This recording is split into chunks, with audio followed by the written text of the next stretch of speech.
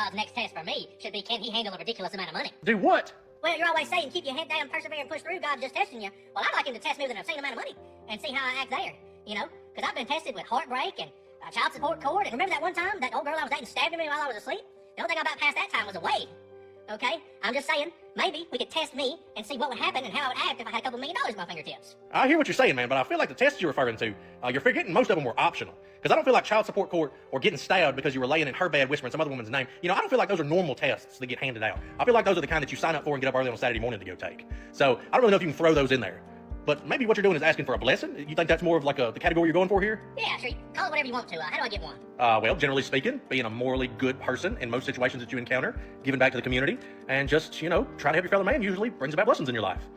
Think you can handle that? Of course I can do all those things. But theoretically, if I couldn't, what would be the fastest way for me to make a lot of money?